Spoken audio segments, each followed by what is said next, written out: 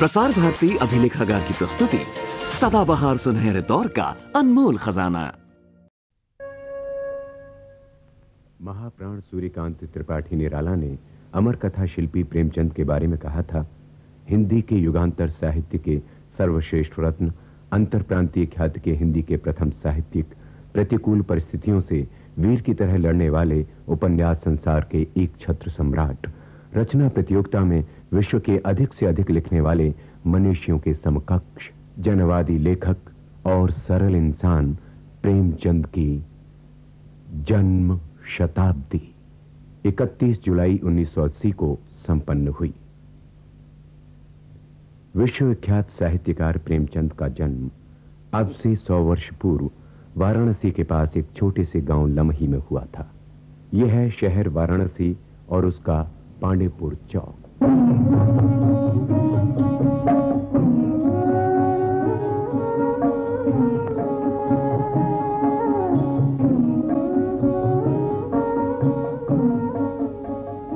इस चौक से आजमगढ़ जाने वाली सड़क पर कुछ किलोमीटर दूर है गांव लम्हे, जो आज साहित्यकारों, कलाकारों के लिए तीर्थ बन गया है। आइए चलें लम्हे।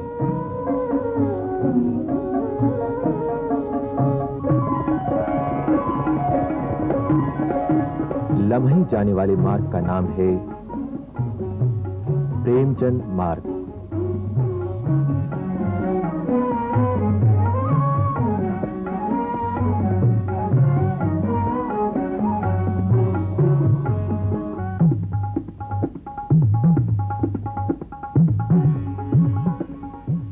प्रेमचंद मार्ग से लम्हे जाने वाली ये छोटी सड़क 1970 में बनी।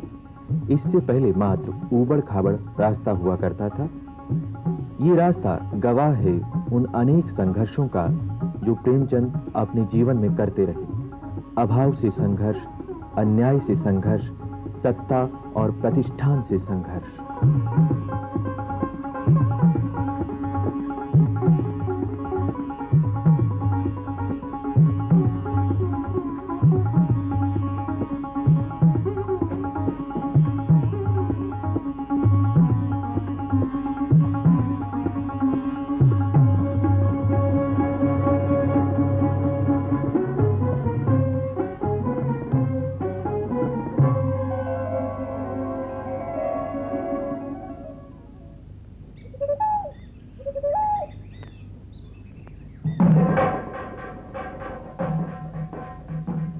और ये है गांव लम्हे, प्रेमचंद की जन्मस्थली।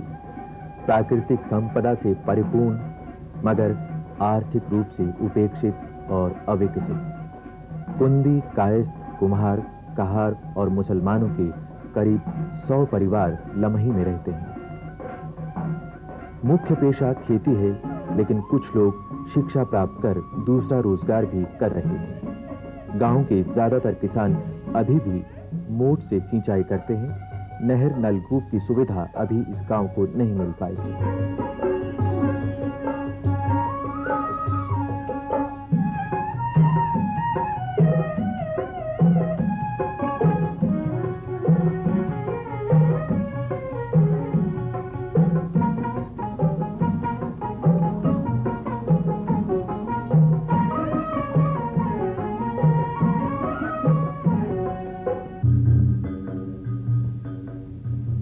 प्रेमचंद की कहानियों और उपन्यासों का तमाम वातावरण और उनके पात्र लम्हे और लम्ही वासियों में साफ देखने को मिलते हैं।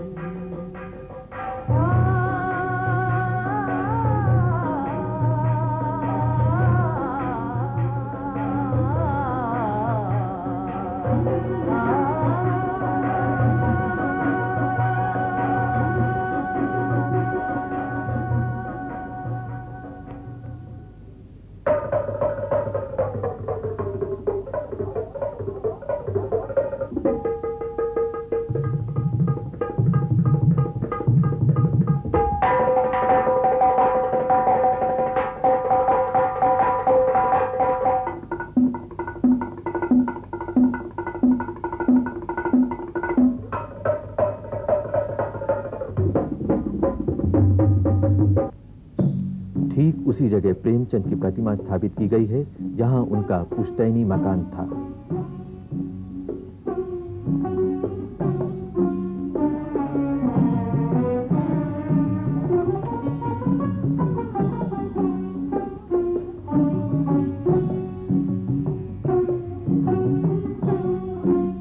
उस कोठरी का एक दुर्लभ चित्र जिसमें प्रेमचंद का जन्म हुआ था।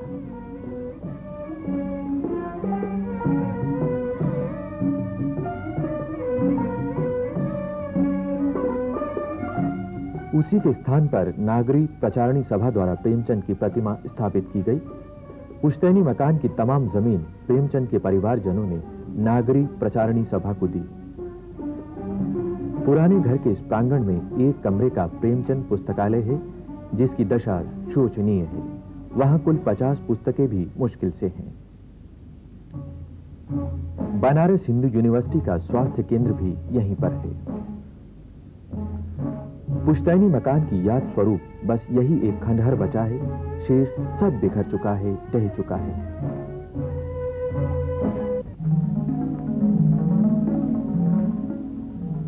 प्रारंभिक शिक्षा के लिए बालक प्रेमचंद लम्ही के पास एक दूसरे गांव में मौलवी साहब के पास पढ़ने जाते थे।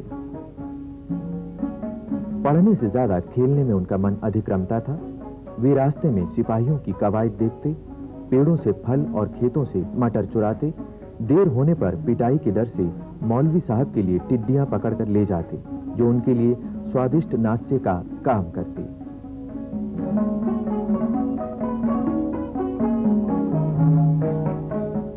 पिता के साथ वे गोरखपुर गए और यहाँ बिताए बचपन के दिन उनकी स्मृति में अत्यंत प्रिय दिनों के रूप में जीवन भर रहे।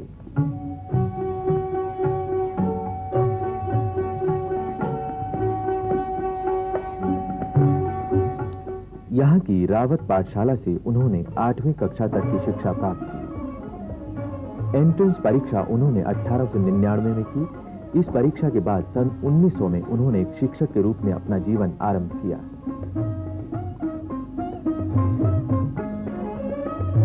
1905 में जूनियर इंग्लिश टीचर सर्टिफिकेट का इम्तिहान उन्होंने पास किया।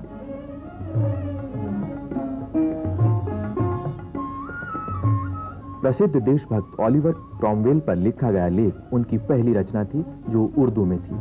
ये लेख अब हिंदी में उनके छोटे सुपुत्र और कहानीकार अमृत राय द्वारा संपादित विविध प्रसंग में संकलित है।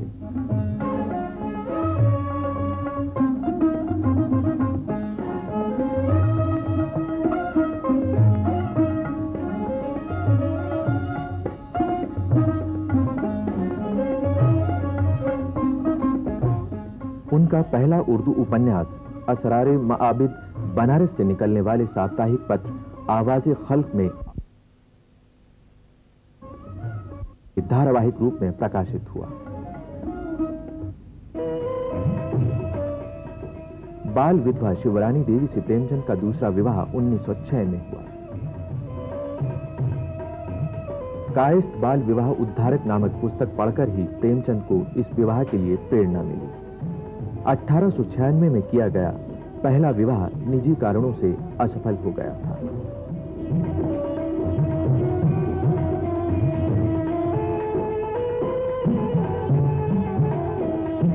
पहला हिंदी उपन्यास प्रेमा 1907 में छपा, जो उनके उर्दू उपन्यास का अनुवाद था और जो उन्होंने बाबू नवाब राय बनारसी के नाम से लिखा था।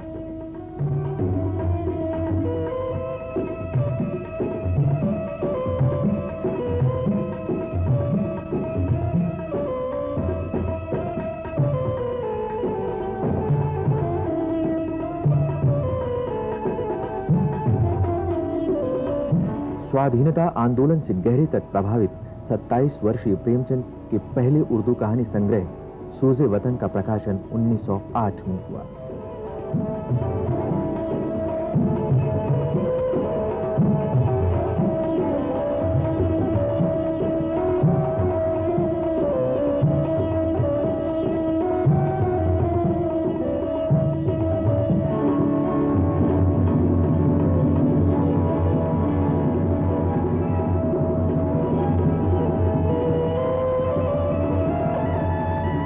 इस संग्रह का विज्ञापन उर्दू मासिक पत्रिका जमाना में छपा। इस संग्रह की कहानियां देशभक्तिपूर्ण थी, जिसके कारण अंग्रेजी सरकार ने इसे जब्त कर लिया और उनके लिखने पर पाबंदी लगा दी। सोज़े वतन पर प्रतिबंध लगने के पहले वे बम्बू, धनपत राय, अफसाना कुहन, नवाब राय आदि के नामों से लिखते रहे, लेकिन जमाना के संपादक मुंशी दया नारायण निगम के सुझाव पर उन्होंने अब प्रेमचंद नाम ग्रहण कर लिया। इस नए नाम से प्रकाशित होने वाली उनकी पहली कहानी थी बड़े घर की बेटी।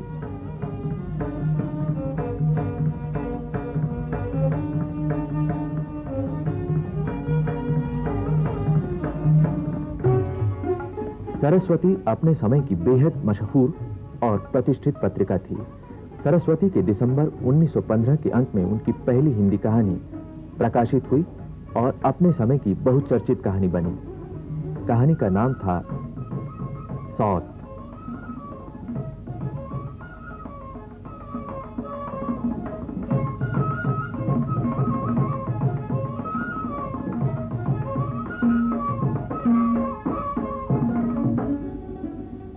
अगस्त 1916 को गोरखपुर में उनके बड़े बेटे और आज के प्रसिद्ध कहानीकार श्रीपत राय का जन्म हुआ।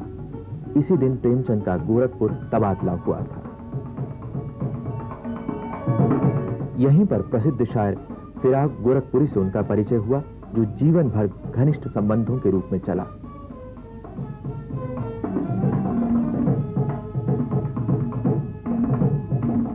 पहला हिंदी कहानी संग्रह सप्त सरोज जून 1917 में कलकत्ता से प्रकाशित हुआ, जो समीक्षकों में बेहद चर्चित रहा।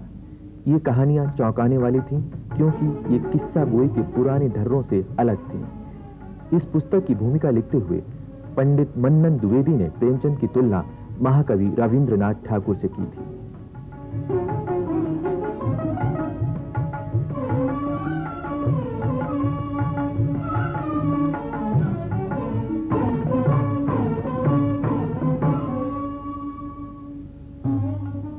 पहली बार बहुचर्चित एवं श्रेष्ठ उपन्यास सेवा सदन का प्रकाशन दिसंबर 1918 में हिंदी पुस्तक एजेंसी कलकत्ता से हुआ।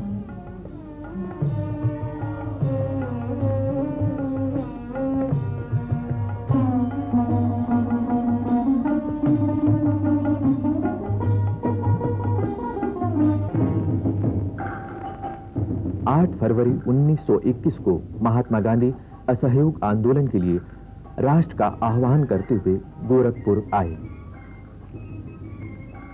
बीमार होने के बावजूद प्रेमचंद सपरिवार उनका भाषण सुनने गए और प्रभावित हुए।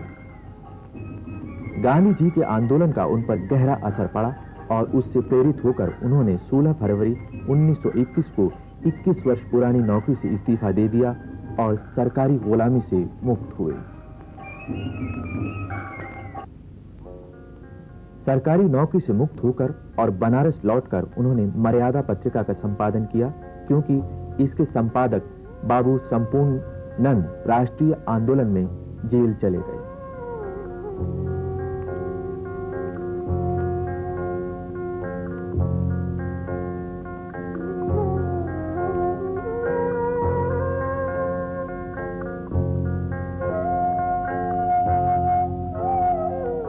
अपनी स्थिति से वे पूरी तरह संतुष्ट नहीं थे और कुछ भी करके अपना प्रेस लगाना चाहते थे। आखिरकार कर्ज लेकर और जमा पूंजी से उन्होंने बनारस में अपना प्रेस लगाया, सरस्वती प्रेस। बनारस के कई इलाकों में ये प्रेस रहा। उनमें से एक भवन अभी आपने देखा, जिसमें आज एक निदान केंद्र चल रहा है।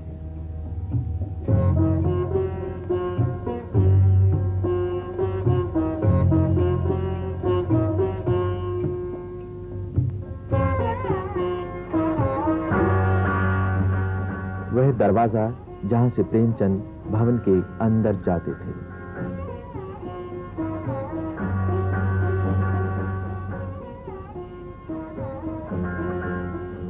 जहां आज दवाइयों की शीशियां और स्वास्थ्य परीक्षा के उपकरण हैं, वहीं पर था प्रेमचंद का प्रेस।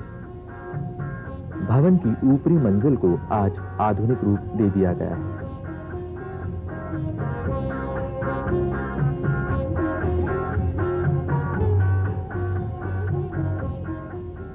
आज जो कमरे खाली और सुनसान हैं, उन्हीं में गूंजता था प्रेमचंद का मुक्त हास। अब केवल स्मृतियां शेष हैं।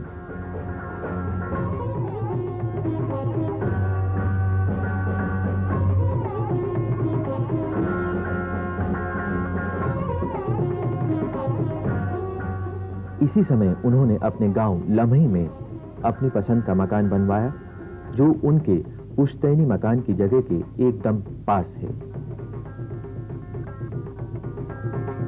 बीच में है एक पतली गली।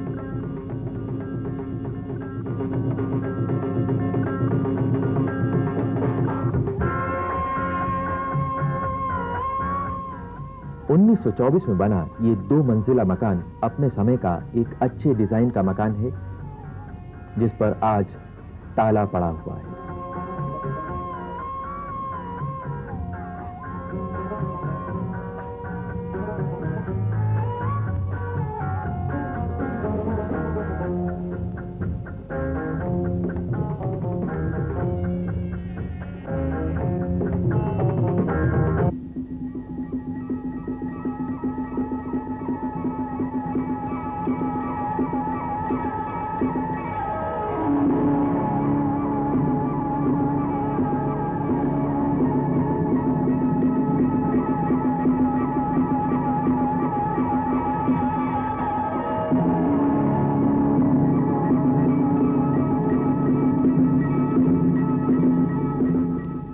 प्रेमचंद की अनेक अमर कहानियों और उपन्यासों की रचना और रचना प्रक्रिया का गवाह है ये मकान, और साक्षी है उनके जीवन के अनेक कोमल और दुखद क्षणों का। लेकिन आज ये मकान सरकार, समाज और प्रेमचंद का गौरवगान करने वाले अनेक लोगों की उपेक्षा का शिकार है।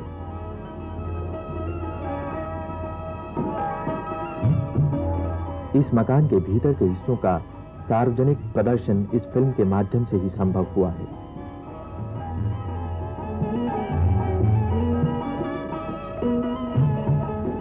बाहर से बंद मकान के भीतर है झाड़ झंकार, खालीपन, सन्नाटा और उदासी। पलस्तर उखड़ी दीवारों की एक एक ईंट प्रेमचंद ने बड़े अरमान से चुनवाई थी।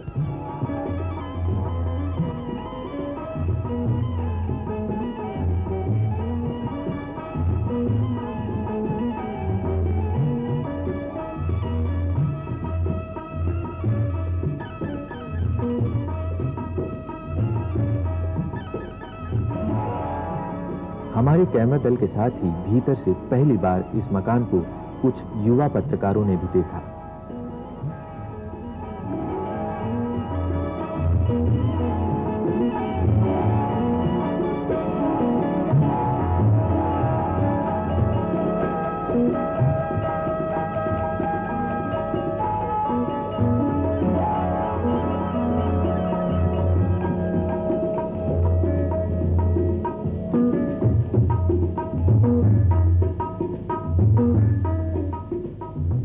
मकान में प्रेमचंद जी के दैनिक उपयोग की चटाई जैसी चीजें आज भी मौजूद हैं।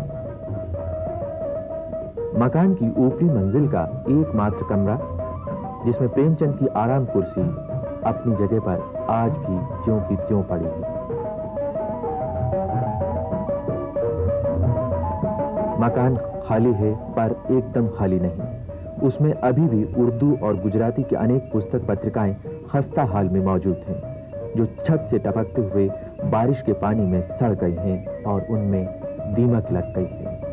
ये मकान जब सन 1924 में बनवाया, और इसको सुबह सुबह उठते थे तो लोटा पानी ले करके चले जाते थे पैखाने, और बाउंड बिगवा के पास तक जाते थे।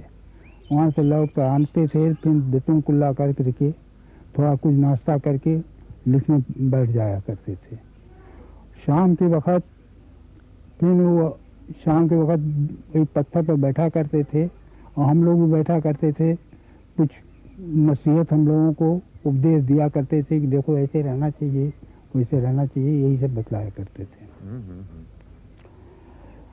एक बात वो एक दफे सन 1932 में वो हमें कहे थे कि देखो एक जमाना आएगा जब जमींदारी प्रथा रहेगी नहीं, वो टूट जाएगी और खेत उन लोगों के पास रहेगा जो लोग खुद जोतेंगे बोएंगे। उसमें हम लड़कपन था, उसका ख्याल नहीं किए, लेकिन आगे आकर के जब हम देखा कि जमींदारी प्रथा टूट गई और खेत पर उन्हीं लोगों का कब्जा हो रहा है जो लोग खेती कर रहे हैं जी। तो हमारे दिमाग में आया कि देखिए बब्बा हमें सन 32 में ये बात कहे थे और आज वो बात सच निकल गई। इस मकान और प्रेस के खर्च ने प्रेमचंद को आर्थिक संकट में डाल दिया। साल भर में ही प्रेस में जबरदस्त घाटा हुआ और मजबूर होकर वे अंततः सितंबर 1924 में नौकरी करने के लिए लखनऊ पहुंचे।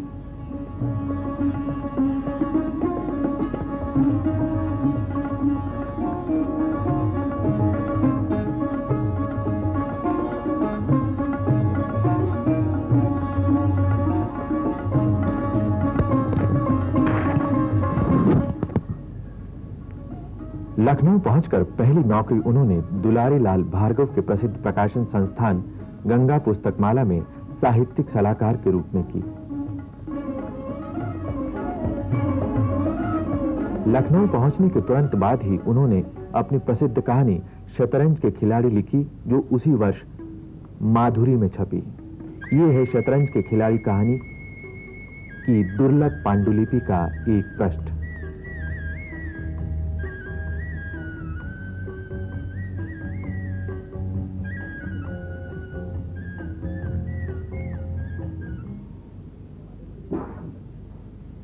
इसी कहानी पर बाद में विश्व प्रसिद्ध फिल्मकार सत्यजीत रे ने अपनी पहली बहुचर्चित हिंदी फीचर फिल्म शतरंज के खिलाड़ी बनाई।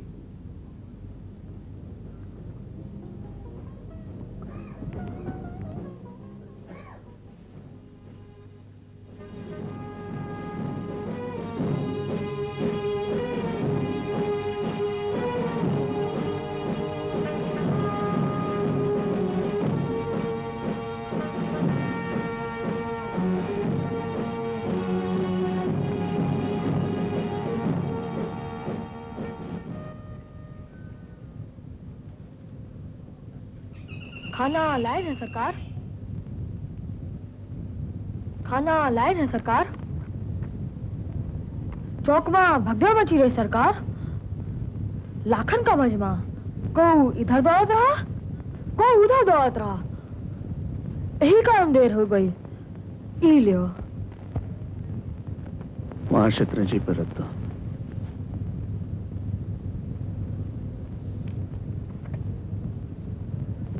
पैसा बचा रहा सरकार। रख लो।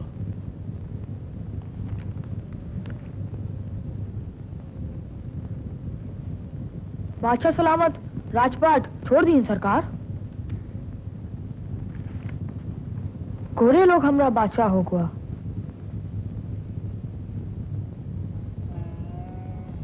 कौनो लड़त नहीं, बंदूक कौनो नहीं चलावत। तुम ठीक कह रहे हो कल्लू। न कोई गोली चलेगी, न कोई जंग होगी। वाजिद अली शाह अपना वादा पूरा करेंगे। आज से 3 दिन बाद 7 फरवरी 1856 को अवध पर अंग्रेजी कब्जा हो जाएगा। जाने आलम अपनी महबूब लखनऊ नगरी को हमेशा के लिए छोड़कर चले जाएंगे। लखनऊ में रहते हुए ही फरवरी 1925 में उनका प्रसिद्ध उपन्यास रंगभूमि गंगा पुस्तकमाला से प्रकाशित हुआ।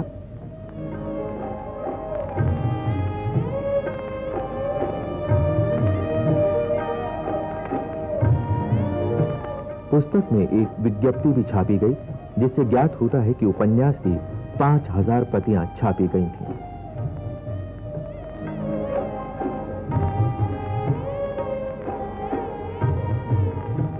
प्रेमचंद बहुत समय तक दुलारी लाल भार्गव के यहाँ नौकरी न कर सके और बनारस लौट गए। लेकिन उन्हें तुरंत ही नवल किशोर प्रेस लखनऊ के संचालक मुंशी विष्णु नारायण भार्गव का माधुरी के सहायक संपादक के रूप में काम करने का निमंत्रण मिला, जिसे स्वीकार करने के लिए वे फिर 15 फरवरी 1927 को लखनऊ पहुंचे और माधुरी के संपादन विभाग में पंडित कृष्ण बिहारी मिश्र के साथ सहयोग देना प्रारंभ किया।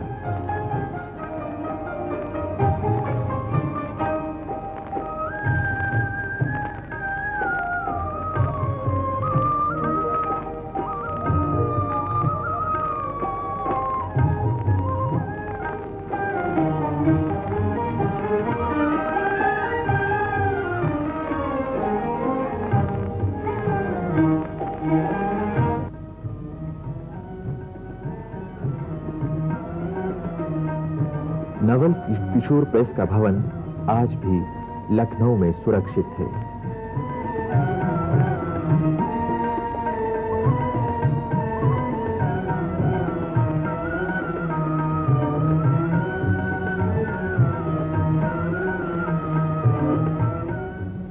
वह हाल कमरा ज्यों का त्यों है जिसमें बैठकर प्रेमचंद काम करते थे। प्रेमचंद ने जुलाई 1927 में गुरुकुल कांगड़ी हरिद्वार की यात्रा की और वहां की हिंदी परिषद का उद्घाटन किया। अपने एक लेख में उन्होंने इस यात्रा का जिक्र किया है जो अमृत राय की प्रेमचंद विविध प्रसंग पुस्तक में संकलित है।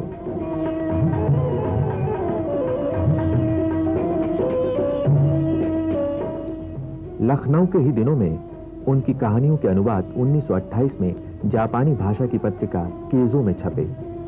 जापान टाइम्स टोक्यो में काम कर रहे भारतीय क्रांतिकारी केशुराम सबरवाल ने ये अनुवाद किए। प्रेमचंद ने अनुवाद कार्य के लिए सहर्ष अनुमति दी और केशुराम जी को बधाई पत्र भेजा।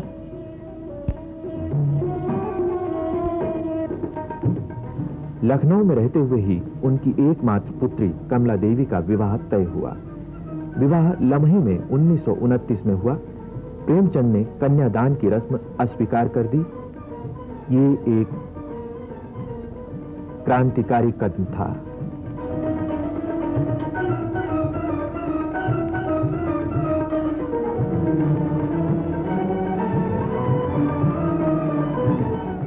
लखनऊ रहते हुए ही हिंदी के सुप्रसिद्ध कथाकार जैनेन्द्र कुमार से भी उनका परिचय हुआ।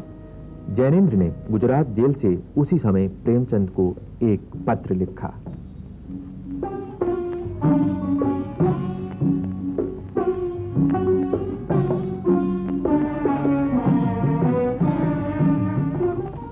जनवरी 1930 में जैनेन्द्र कुमार पहली बार प्रेमचंद से मिलने के लिए लखनऊ पहुंचे।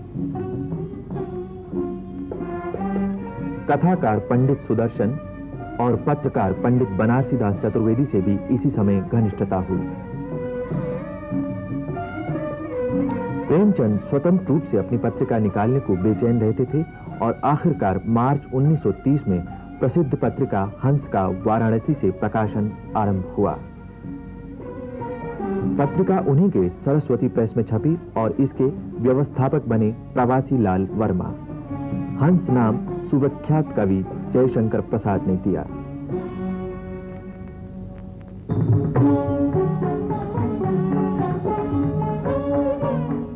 विदेशी दास्ता के खिलाफ प्रकाशित हंस के लेखों से बौखलाकर अंग्रेजी सरकार ने हंस पर सेंसर लगा दिया। तब का छपा ये अधूरा अंक पाठकों तक इसी रूप में गया। स्वाधीनता संग्राम में उनकी पत्नी ने भी उनका साथ दिया और वे 9 नवंबर 1930 को लखनऊ में पिकेटिंग करती हुई गिरफ्तार हुई। उन्हें 2 महीने की सजा हुई। स्वाधीनता संग्राम में अपनी हिस्सेदारी के कारण प्रेमचंद अनेक राष्ट्रीय नेताओं के संपर्क में आए।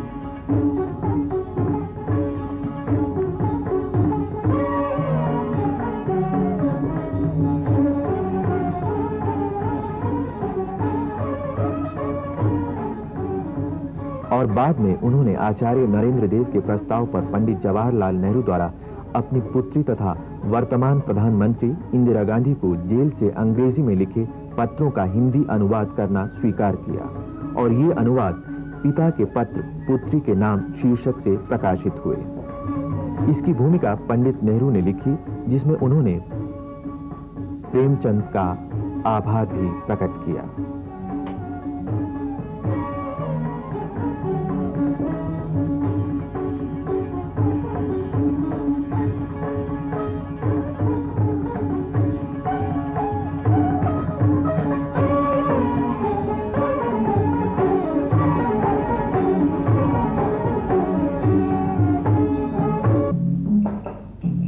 प्रेमचंद अब बनारस आ चुके थे और नियमित रूप से सरस्वती प्रेस का काम देख रहे थे। आज का बनारस समय बदल जाने पर भी अपनी विशिष्टताओं को नहीं बदल पाया है। शहर का पुराना चरित्र बरकरार है, जिसमें मस्ती है, सादगी है और खुलापन है, ठीक प्रेमचंद की तरह। शहर बनारस तीर्थ भी है, और साहित्यिक तीर्थ भी। साहित्य, संगीत और नाना कलाओं की प्राचीन नगरी वाराणसी।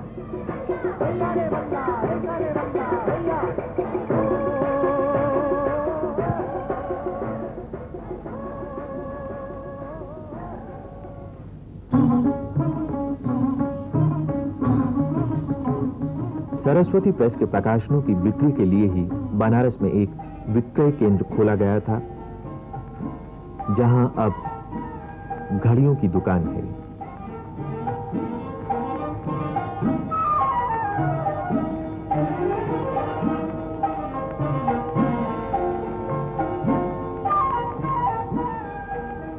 बनारस में जमकर रहने की सुविधा के कारण उनका जयशंकर प्रसाद से नियमित मिलना होता था। मित्रगणों की मुलाकात दाल मंडी स्थित प्रसाद जी की बैठक में होती थी। अपने तबके में प्रसाद जी सुंघनी व्यापारी होने के कारण सुंघनी साहू के नाम से जाने जाते थे। दुकान आजकल उनके पौत्र चला रहे हैं।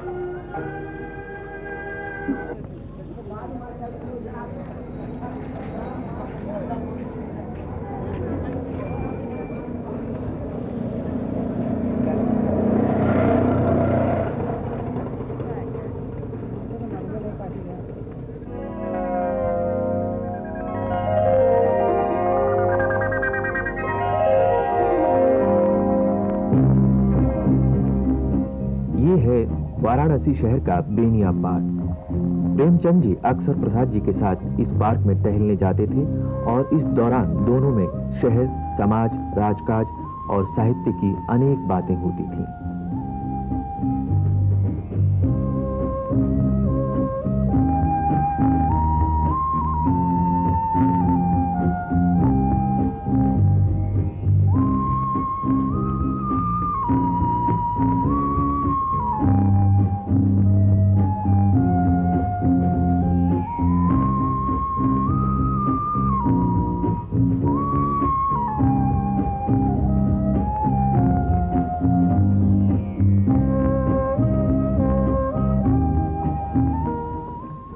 से प्रेमचंद संतुष्ट नहीं हो पा रहे थे।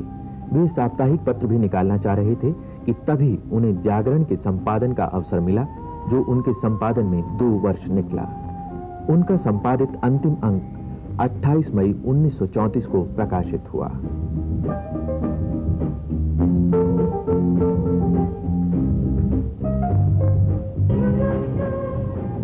बंबई की एक फिल्म कंपनी ने सेवा सदन पर एक फिल्म बनाई, जिसमें तत्कालीन प्रसिद्ध अभिनेत्री मिस जुबैदा ने काम किया।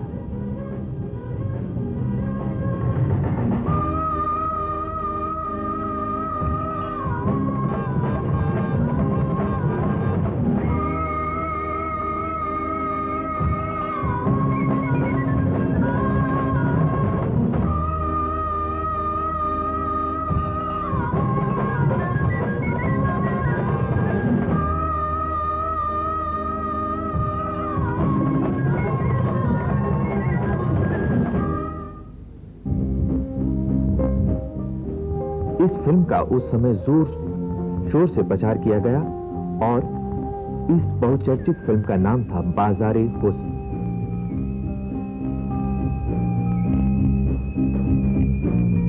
इसी कृति पर तमिल में भी एक फिल्म बनी थी, जिसमें आज की प्रसिद्ध गायिका और तब की प्रसिद्ध अभिनेत्री शुभा लक्ष्मी ने नायिका की भूमिका की थी।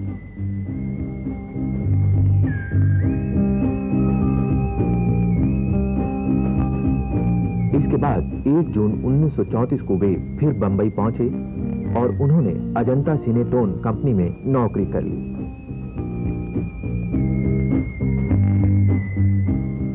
इसी समय बनारस के सरस्वती प्रेस में मजदूरों की हड़ताल खत्म होने पर उन्होंने अपने मैनेजर को खुशी का पत्र भेजा।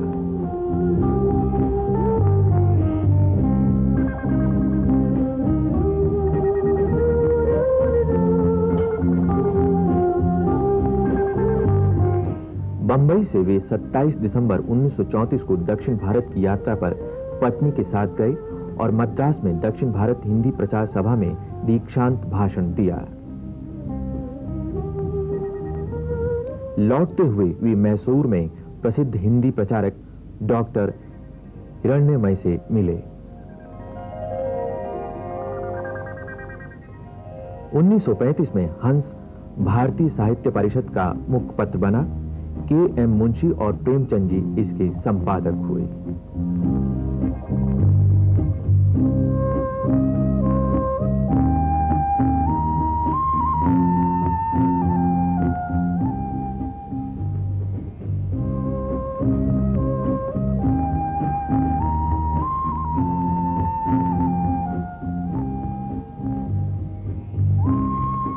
प्रेमचंद कई बार दिल्ली आए और ज्यादातर जैनेन्द्र कुमार के पास ठहरे। दिल्ली का पहाड़ी धीरज इलाका और उसकी गली जमादार, जहां कथाकार जैनेन्द्र 40 वर्ष पहले रहते थे, यहां भी प्रेमचंद ठहरे थे।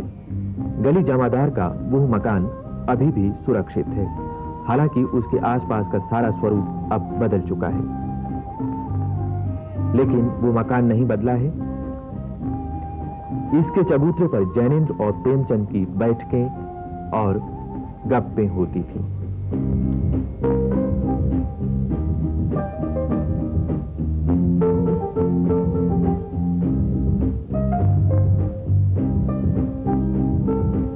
दिल्ली यात्रा का एक और प्रसंग, उनकी डायरी के अनुसार वे 4 मार्च 1936 को बनारस से चलकर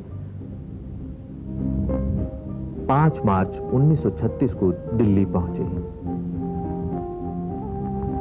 और जैनेन्द्र जी के दरियागंज स्थित पुराने मकान में टिके। यहां अब नगर निगम की एक पाठशाला है।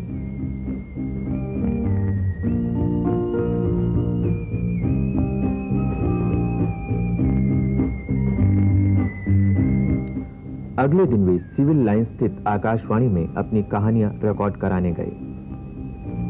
इस भवन में आज एक चिकित्सालय है। इसी दौरान दिल्ली का ऐतिहासिक लाल किला और वास्तुशिल्प की बेजोड़ मिसाल कुतुब मीनार भी उन्होंने देखी।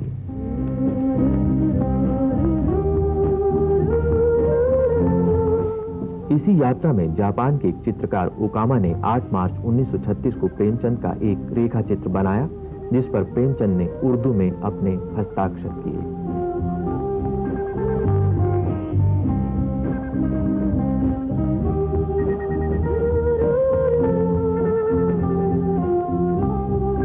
उनकी डायरी के अनुसार 11 मार्च 1936 को उनका प्रसिद्ध उपन्यास गोदान प्रेस में गया।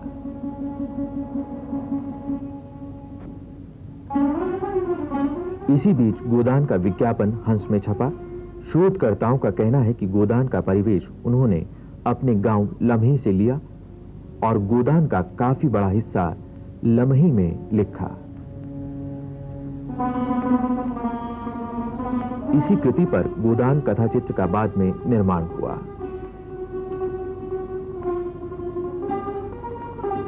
प्रेमचंद के गोदान एवं अन्य कृतियों का आज विश्व की अनेक भाषाओं में अनुवाद हो चुका है।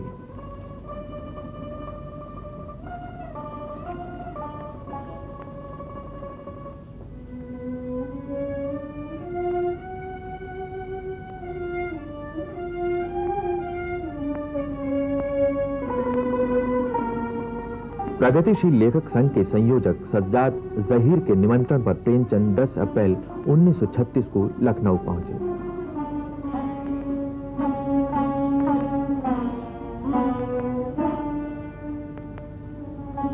जहां उन्होंने प्रगतिशील लेखक संघ के पहले अधिवेशन का उद्घाटन किया। बाद में उनका भाषण साहित्य का उद्देश्य नाम से प्रकाशित हुआ। अब तक आते आते भागदौड़ और कठिन श्रम के कारण वे थक चुके थे और बीमार हो गए थे। 25 जून 1936 को उन्हें पहली उल्टी हुई। बीमारी के दौरान ही उनका आखिरी ऐतिहासिक महत्व का लेख महाजनी सभ्यता हंस के सितंबर 1936 के अंक में प्रकाशित हुआ।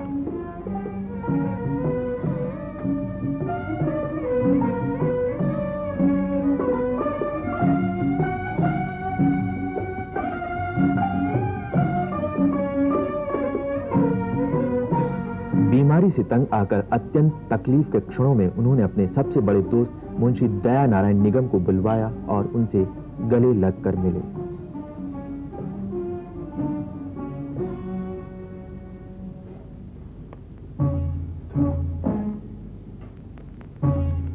काफी उपचार के बावजूद बीमारी घातक साबित हुई।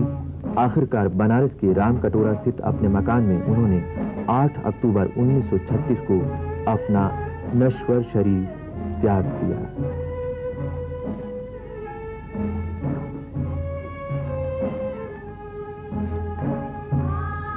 इसी कमरे में उनका निधन हुआ था।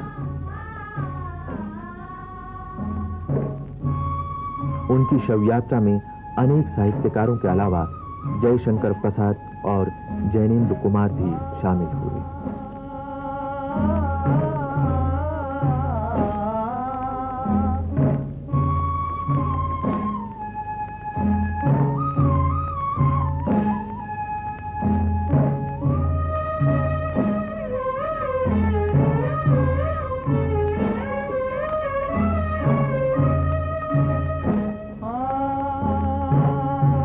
करोड़ों किसान, मजदूरों, आमजनों के सदियों पुराने शोषण के खिलाफ आवाज बुलंद करने वाले कलम के उस सिपाही के मन का स्पंदन और मानस का कोलाहल आज भी उसकी रचनाओं में प्रतिध्वनित होता है।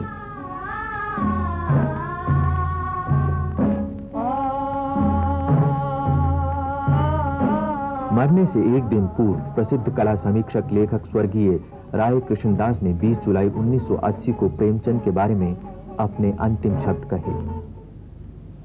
मैं दूसरे साहित्यिक जो सबसे बड़े थे यहाँ वो प्रसाद जी थे और उन लोगों की विचारधारा बिल्कुल अलग थी। प्रेमचंद जी अक्सर कहते थे कि तुम तो गड़े मुर्दों को निकालते हो। वो जो नाटक इत्यादि उन्होंने लिखे अजात शत्रु वगैरह, कुछ आजकल की चीज लिखो, और कोई खास साहित्यिक नहीं था। और उन लोगों की विचारधारा राष्ट्रीय भावना में तो एक थी, लेकिन इसमें लेखन में अलग अलग थी।